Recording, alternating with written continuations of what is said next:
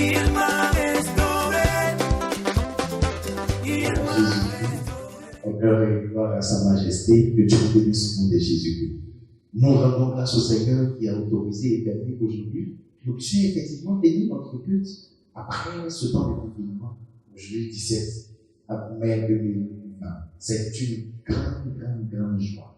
Et nous avons pu débattre de thèmes assez importants. Donc je voudrais ici vous faire rapidement le résumé pour que vous puissiez envoyer vos choses. Le thème, c'était la dette de la gratitude.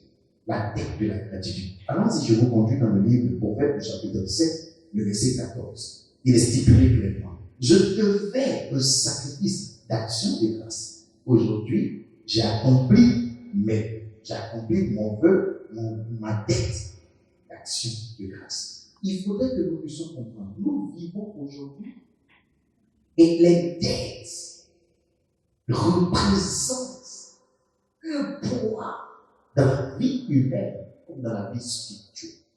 Prenons par exemple, lorsque l'homme devait la dette du péché, si Jésus-Christ n'était pas venu payer la dette du péché, nous serons toujours soumis aujourd'hui aux douleurs du péché. Le diable aurait eu des raisons valables de nous détruire, de nous empêcher la vie, de nous empêcher les portes du ciel.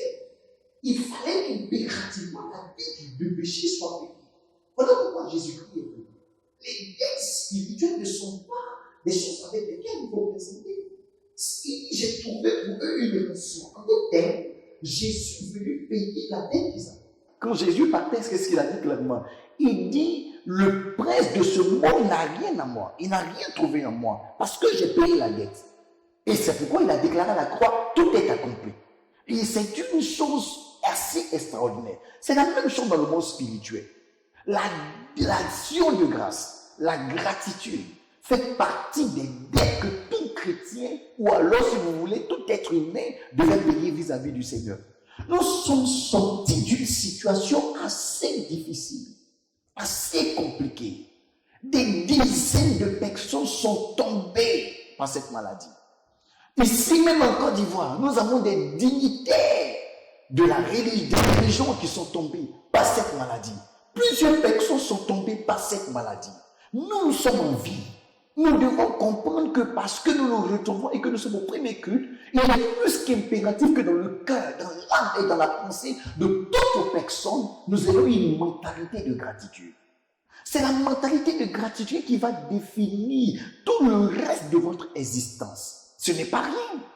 Qu'est-ce que nous avions de mieux que ceux qui ont quitté la terre par cette maladie? Qu'est-ce que nous avions de plus que ceux qui ont quitté la terre par cette maladie? C'est une dette. Tout le monde pleurait de partout, tout le monde criait de partout, tout le monde était assoiffé de partout, en criant, Seigneur, viens à notre secours. Maintenant que nous sommes en vie,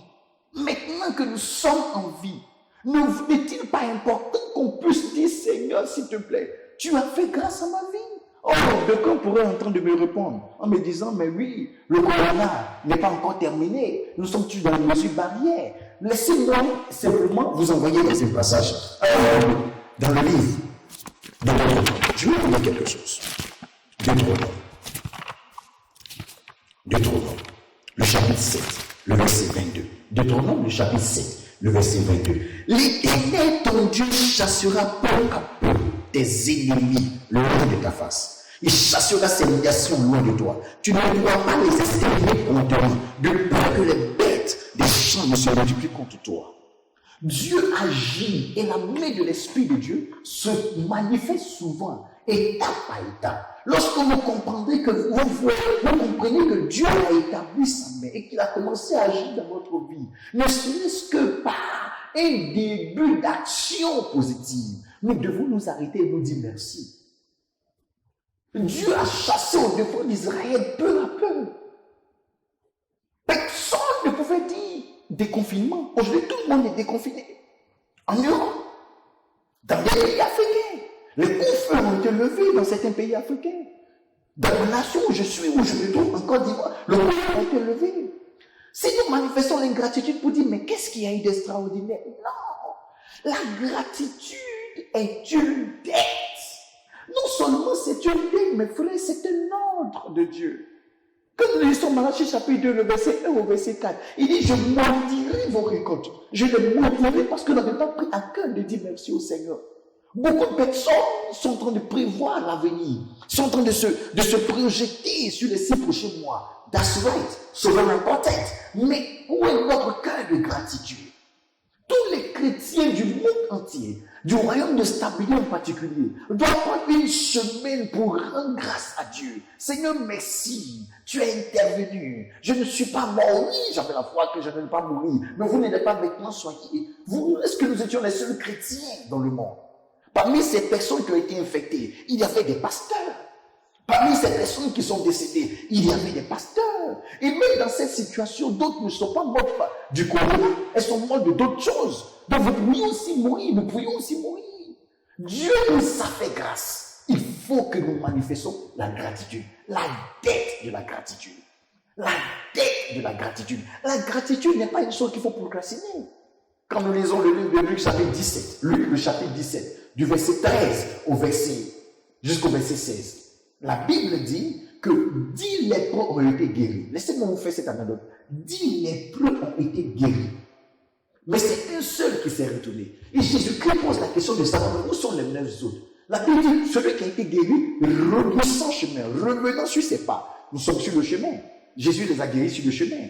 Est-ce qu'il était obligé de les attendre? Non, mais parce qu'il sait que sur le chemin, il serait guéri. La gratitude n'est pas une chose qu'il faut reporter. Le premier cri de toutes les églises du royaume de stabilité nous exige la gratitude. Nous ne continuerons pas à pouvoir faire le cri de louange et d'adoration si on n'a pas fait le cri de gratitude. Il faut qu'on soit reconnaissant. Il faut qu'on apprenne du temps pour bien se préparer. Nous nous préparons au mieux à tout. Il n'y a pas de mieux à se préparer. Chacun doit avoir un cœur, une pensée de gratitude. La gratitude est un ordre de Dieu. Un ordre. Si nous n'avons pas de gratitude, alors nous n'avons pas d'avenir. Personne ne sait ce qui va se passer dans l'avenir. C'est la reconnaissance d'aujourd'hui qui donne au Saint-Esprit de dire, ok, je vais agir dans sa vie. Prenez dans la vie ordinaire. Prenez dans la vie ordinaire. Vous faites du bien à une personne qui en retour n'est pas reconnaissante. Du bien mais qui en retour n'est pas reconnaissante. Du bien mais qui en retour n'est pas reconnaissante. Ah, est-ce que vous pensez que vous continuerez de faire du bien à cette personne? Non. Vous me direz que Dieu est Dieu. C'est une dette. Jésus-Christ, chaque fois qu'il s'est présenté devant le Seigneur, il présentait son remerciement à Dieu. La dette de la gratitude. La dette de la gratitude. La vie n'est pas normale. Ne prenez pas tout ce qui se fait dans la vie pour argent comptant, pour c'est normal. Nous devons nous arrêter. Oh Père, merci de m'avoir gardé en vie. Merci Jésus de tout ce que tu as fait. Merci, je t'apporte cette dette. Nous devons le faire dans la joie. Nous devons le faire dans nos maisons. Attraper nos enfants, danser. Nous devons venir à l'église, célébrer le Seigneur. Pour toutes les églises royaume de stabilité dans le monde, nous aurons notre cœur de remerciement et nous vous préparons à ça. Le dimanche 24, nous célébrerons le Seigneur. Nous allons le glorifier, le chanter dans la mesure que l'État a donnée. Mais nous allons le célébrer. Sur notre grand espace, nous le célébrons, nous allons le glorifier. La gratitude. Non seulement la gratitude est une dette, la gratitude est un ordre, mais la gratitude est la porte de l'avenir. Elle est la porte de l'avenir. C'est lorsque Jésus-Christ a pu rendre grâce à Dieu, qu'il a multiplié le pain, Jean chapitre 6, qu'il a multiplié le pain afin que les 5000 personnes puissent manger. Jamais le miracle de la multiplication ne serait manifesté tant que Jésus-Christ n'avait pas dit merci. Quand il se retrouve à la tombe de Lazare, qu'est-ce qu'il dit? Père, je te rends grâce. C'est pourquoi on peut dire Lazare sort et Lazare va sortir. Toute grande porte d'avenir est précédée par la gratitude divine dans le présent. What I say? Toute grande porte d'avenir est précédée par la gratitude divine du présent. C'est votre gratitude d'aujourd'hui qui va déterminer que Dieu vous donne. C'est le résumé que je voulais vous faire. Ayez un cœur de joie, de fierté envers Dieu. Ayez un cœur sincère et dites au Seigneur, tu m'as sauvé. Tu as sauvé ma famille. Trouver tout ce qu'on peut trouver, ce n'est pas des équivalents d'instabilité. Mais pour nous qui sommes équivalents d'instabilité, nous nous préparons pour le 24 et disons merci à Dieu. D'être sincère. Rappelez-vous, la gratitude que le Seigneur accepte et celle qui est faite promptement, sans tarder, c'est qu'on n'a pas procrastiné, c'est qu'on ne met pas, c'est qui est fait du bon cœur, c'est qu'on ne met pas après. mais qui est fait promptement, dans la joie. Non, en fait, quand tout le coronavirus va finir, je dirai merci. Là encore, on aura encore le temps de dire merci. Mais pour l'instant, disons merci parce que déjà, on a déjà une victoire. Déjà, merci parce qu'on a une victoire. Qui vous garantit que vous allez voir la fin du corona? Ce n'est pas une prophétie. Mais c'est votre reconnaissance d'aujourd'hui qui détermine si vous allez voir la fin du corona. C'est votre reconnaissance d'aujourd'hui. Alors, si le corona ne finit pas d'ici 2 ans, vous ne direz pas merci à Dieu. Non, si je lui ai dit dans ma chambre, non. Vous avez prié comme ça. Vous étiez enragé. Seigneur, sauve-moi, sauve-moi. Seigneur, s'il te plaît. Il nous a aidés. Reconnaissance. La mentalité, ce qui tue plusieurs, c'est l'ingratitude. Je le dis et j'aime le répéter. À la base de toutes les crises relationnelles, même à celles avec Dieu, se trouve l'ingratitude. À la base de toutes les crises relationnelles, même celles avec Dieu, se trouve l'ingratitude. Lorsque 2 personnes sont dans une relation, si une crise survient dans cette relation, c'est parce qu'une des parties a une ingratitude.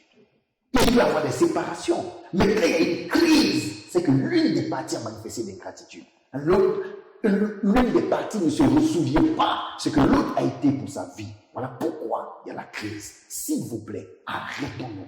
Disons merci au Seigneur. Je te dis merci, tu m'as sauvé, tu as été béni, je suis encore dans mon travail. Peu importe ce que vous croyez avoir perdu. La main de Dieu a été. Il dit, si vous ne prenez pas à cœur, Malachie chapitre 2, le verset 1 à 4, si vous ne prenez pas à cœur, à vous se tordre. Si vous ne prenez pas à cœur de donner gloire à mon nom, je maudirai vos récoltes. Je les maudirai parce que je n'ai pas pris à cœur. Je devais à Dieu un sacrifice d'action de grâce. Je devais. C'est une dette. C'est une dette. Thessaloniciens chapitre 5 dit, rendez grâce à Dieu à toutes choses. C'est à votre égard la volonté du Seigneur. Rendez grâce à un impératif.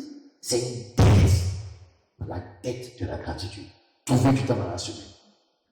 Mettez-le chez vous à la maison. Prenez 30 minutes. Prenez 15 minutes. Célébrez Dieu. La dette de la gratitude. Que la force du Seigneur soit avec vous. Que la bénédiction du Seigneur soit avec vous. Chaque jour.